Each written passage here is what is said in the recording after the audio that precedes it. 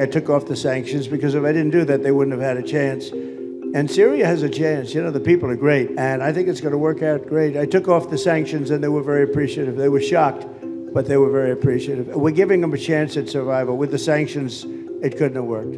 President Trump wants Syria to succeed, but not at the expense of U.S. interests. These words come verbatim from a White House fact sheet about President Trump's new executive order to lift sanctions on Syria. During a high-profile visit to the Gulf in May, the president made a surprise announcement that he would revoke sanctions that have crippled the country for years. This week, he kept that promise.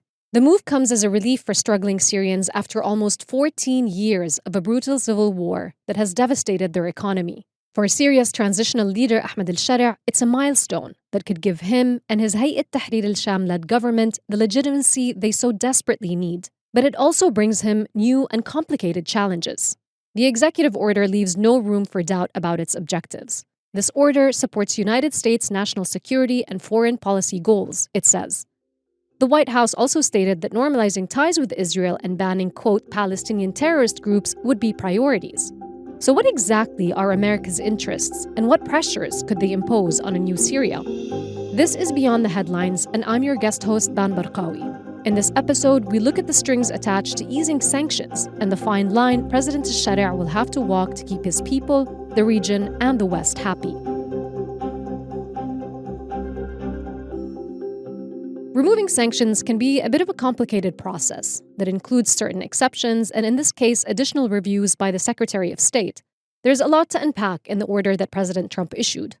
The national senior correspondent in Washington, Jihan Abdullah, breaks down the details of what it entails exactly. So the executive order dismantles many of the sanctions on state entities in Syria, such as its central bank and other major financial institutions. It will unfreeze Syria's international assets, enable foreign businesses to re-enter key sectors such as construction, energy, and trade, and it'll restore Syria's access to global financial systems like lending and credit.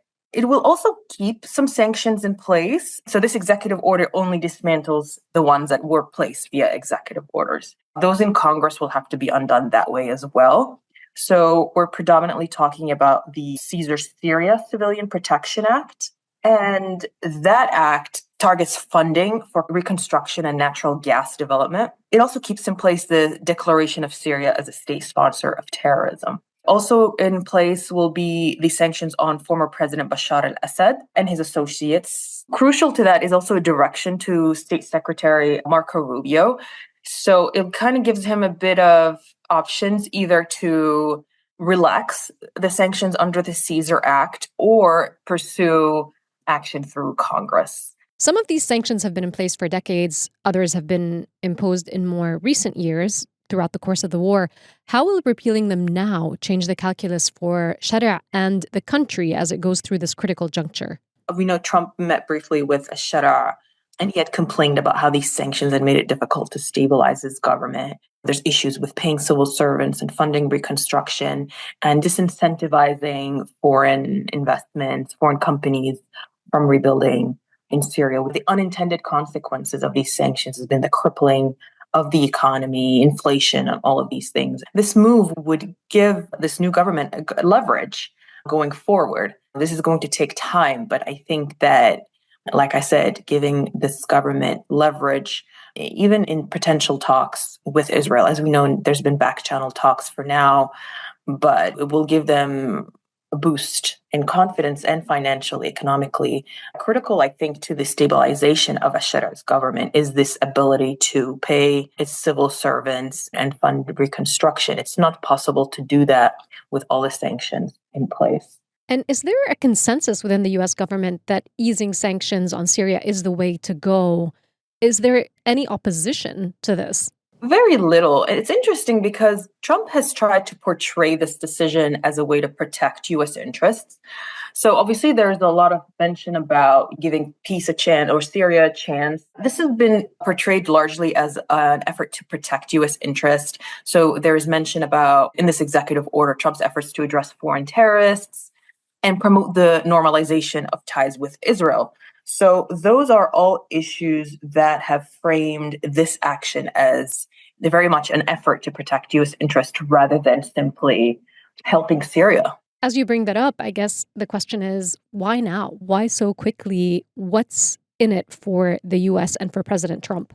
So this came at the urging of Turkey and Saudi Arabia, who both wanted to see this happen. Obviously, we can't ignore all the developments vis-a-vis Iran. There is concern, I think, in the US and outside that Syria would, from this juncture, move in a way that would be counter to US efforts and would be a new threat to, quote unquote, threat to Israel. And so, in many ways, this move is sort of lining up in that direction. It's a promising moment for a Syria that was on the brink of collapse, that's for sure. But here's where it gets complicated. The sanctions relief comes at an incredibly vulnerable moment for both the country and the wider region. Gaza's spillover war has weakened once dominant actors in the Middle East and shifted the balance of power to the benefit of the West and its allies. So now, as the US penalties ease on Syria, what concessions will it be expected to make? To talk about this, I'm joined by Omar Dahi. He's a professor of economics at Hampshire College and the executive director of Security in Context, a think tank specializing in security research and policy. Omar, when President Trump first announced that the US would lift sanctions during his visit to the Gulf, there was a lot of speculation at the time about what Syria's government would maybe have to concede in return. What are sort of the conditions that may be imposed now after this executive order was signed? Do we know anything in terms of what the US is expecting from the Shara-led government, whether explicitly or implicitly? Well, we know a little bit. We know based on the declarations of Trump himself, based on the declarations of his envoy, who is the U.S. ambassador to Turkey and also the special envoy for Syria, Thomas Barak. We've had several kind of leaks and kind of other sources come out and tell us a little bit of this. So we have a sense of what's happening. Of course, a lot of this is also still non-transparent, but there's a lot that's been coming out that's made the picture clear based on all of these sources combined. There's an expectation, first and foremost, of peaceful relations with Syria's neighbors, and this specifically means Israel, of course, that Syria would not be a hotbed of attacking its neighbors or international terrorism, international jihad. There are some things related to the chemical weapons program, dismantling Syria's chemical weapons program. There are things that are related to basically the ISIS prisoners as well. And there are ISIS camps that are being managed by the Syrian Democratic Forces. These are prisoners or families of ISIS-related fighters that have been in kind of the general northeast of the country. So we have a number of conditions that are put. It's not clear whether this is a kind of a direct quid pro quo or simply now that Syria is assumed to have moved from the axis of resistance or the non-Western axis fully now under the Western orbit, that this is kind of an expectation of what would happen. The executive order states that Syria deserves to have a chance, and it also asks for a review of the HTS designation as a terrorist organization. But this also comes at a time when we've seen sectarian violence in the country. We also saw recently the ISIS-like Saraya Ansar al-Sunnah, which partly includes HTS defectors, claim the church bombing in Damascus. How could these factors complicate things both for the US and for HTS and Al-Shara in terms of changing that designation? Many of us have been longtime critics of official designations of entities as supporting terrorism. What has been clear for many years is that the US labels its enemies as terrorists, and when it feels that it is kind of allied with certain groups or that they serve its interests, it removes them from the terrorist designation list. And this is the most blatant example of that happening. I was born in 1978. Syria has been under some form of US sanctions since 1979. So almost my entire lifetime has been covered with some sort of US sanction. And why is that the case? Well, Syria during the Cold War, was in the Soviet orbit. And of course, 1979 is the Islamic Revolution, when Syria was allied to the Iranian state after the Islamic Revolution. And so Syria was cast and has been cast my entire lifetime as a non-friendly state with the West or an enemy state of the West. And of course, these sanctions were ramped up in the 2000s with what was called the Syria Accountability Act and so on, and of course, the war itself. And here we see the flip side of that, despite the fact that there have been serious human rights violations, and in fact, we know massacres that have taken place underneath this new government. Massacres were committed, massacres of civilians, Alawites, overwhelmingly Alawites, and that the chain of command goes up all to the government that's now in power. And I think the current government is essentially taking a route which is more about placating kind of international forces, Western forces in the US specifically, at the expense of kind of domestically paying attention to negotiations and an actual inclusive transition. So, what does the US stand to gain exactly from easing these sanctions? I don't think US interests in Syria have been very clearly defined over the years. And in fact, this was a reason why US elites were divided over what to do in Syria. We tend to see general consensus in the US foreign policy establishment over the decades in Middle East policy. We have its allies, we have the adversaries, we have support for Israel. And we've seen that kind of ironclad support throughout the kind of genocidal attacks in Gaza over the past few years. But on Syria, they were divided because on the one hand, some US policymakers saw an opportunity to weaken the resistance axis. And Syria was always seen as the weakest of that kind of Iran-Hezbollah-Syria nexus. On the other hand, many thought Syria was really not that important. In a sense, it had an important strategic location, but there's no reason to spend in vast amounts of resources on Syria itself. And I think Trump himself does not see Syria as particularly important. I think in a broader sense, yes, strategic interests of the US have advanced in the sense that the non-Western axis, which provided perhaps a countervailing force, obviously not fully, but at least a space where outside of US total interests and US hegemonic interests has now been diminished, and Syria has moved much closer to the Western axis. Beyond that, it's not really clear what other interests there are. And why so quickly? I mean, if you think about it, it's only been, 6 months? You started off the show by talking about the Trump announcing that he's going to lift the sanctions when he visited Saudi Arabia in May, basically. The week before, I was having a kind of a closed consultation meeting with key experts on U.S. foreign policy. And they were assuring me the U.S. is not going to lift the sanctions, that there's no way the sanctions would be lifted. The government is seen as jihadis. They're seen as enemies. They're seen as a potential threat. This is a hotbed of international jihadi terrorism, and we must keep Syria isolated.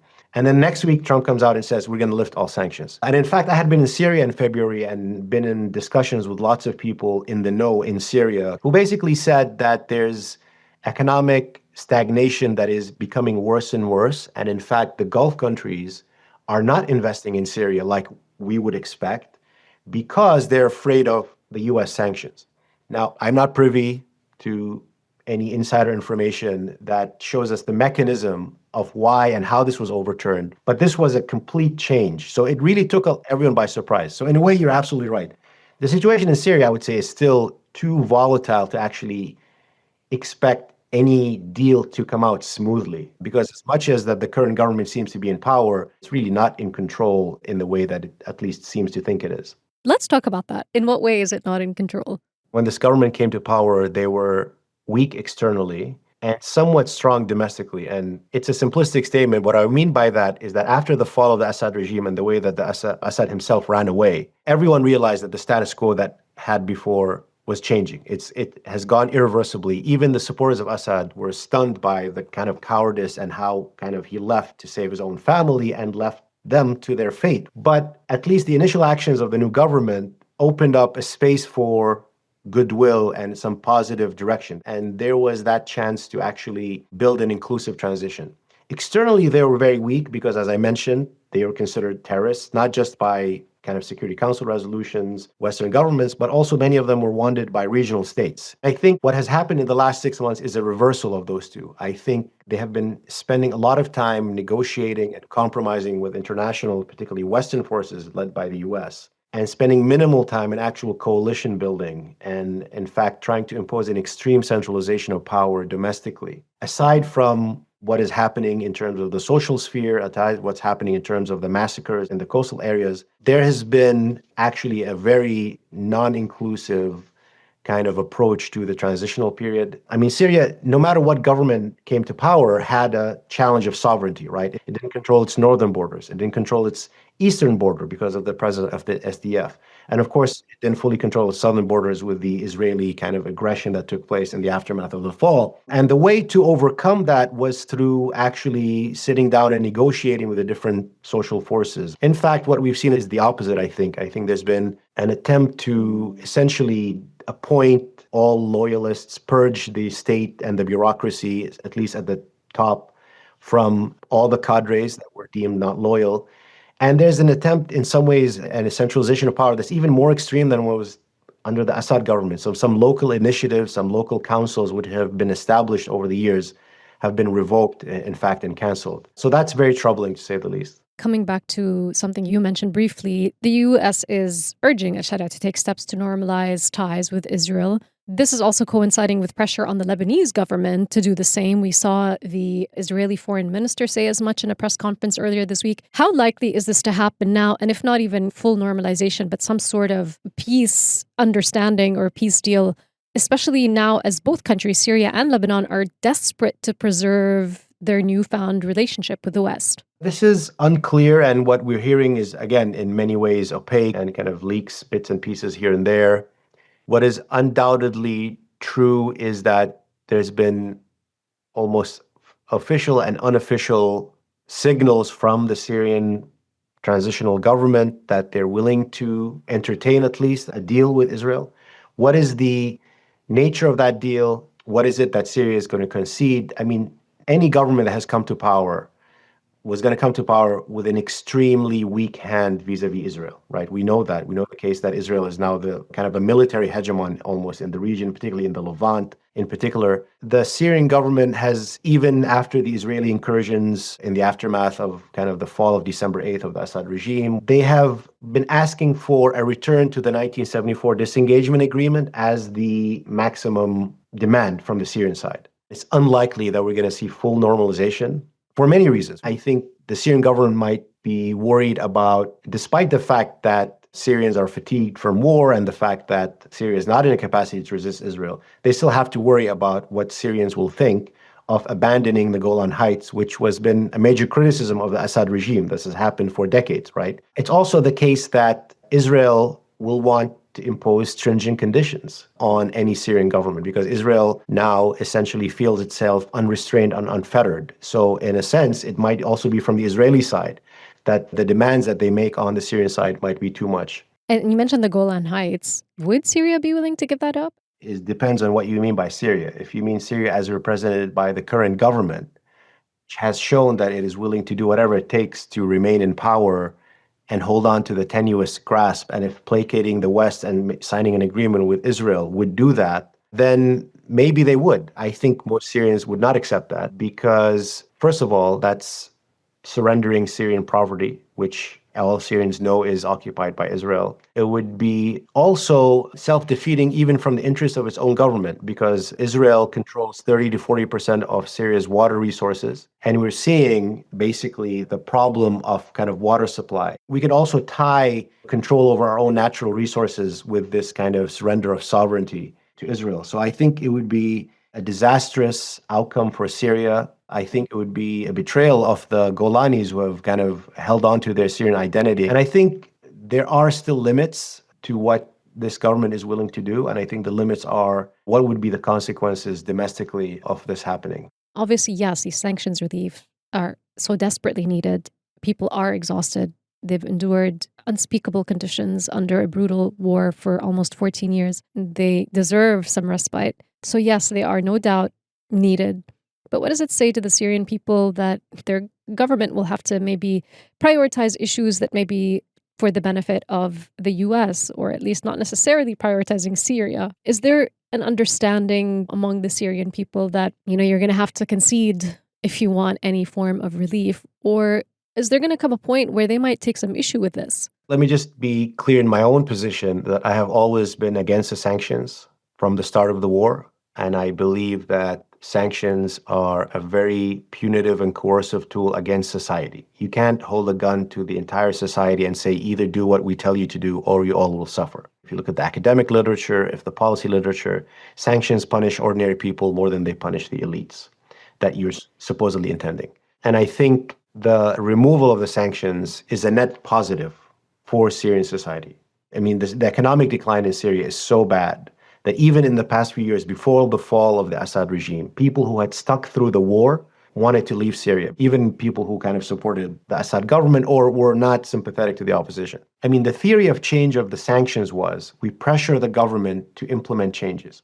And actually, the theory of the sanctions works on this government more than the previous government, ironically, because the previous government did not want to embed itself in the West. They wanted to remain isolated from the West. So they didn't care about being isolated. This current government does actually want to embed itself in the Western security and financial orbit. So actually, the theory of change, quote unquote, of the sanctions works better with this government because you can actually ask them, do X, Y, and Z in return for sanctions relief. And because they want the legitimation of the West, it would actually work better with this government if there was a desire to actually improve human rights, if there was a desire for an actually inclusive, representative transitional process. But there is no desire. From the European perspective, they have the refugee issue. So they want to basically say that Syria is back to normal and we can send back refugees or we can stop accepting refugees. For Trump, it's basically doing what supports Israel or what his close advisors at that any moment in time or the country he just met with want him to do. And the Syrian people are left to their own. Now, many Syrians inside Syria think that this is going to be good. I mean, they're still under the illusion that we just need to open up and the sanction will be removed and everyone will be investing. I think what we see on the ground, the economic policies of the current government has been disastrous. They're setting up for permanent, deep inequalities unlike we've ever seen before, a kind of an entrenchment of deep poverty, along with some basic, very small sites of accumulation and wealth. That is going to be really bad for Syrian society. That's all for Beyond the Headlines this week. For more reporting and analysis about the impact of easing sanctions on Syria, visit thenationalnews.com. This episode was produced and hosted by me, Ban Barqawi. It was audio engineered by Arthur Edison, and Du'a Farid is our editor. One more thing before you go. We want to hear from you. Help us improve our podcasts by taking our 2-minute listener survey. You can find the link in this episode's show notes.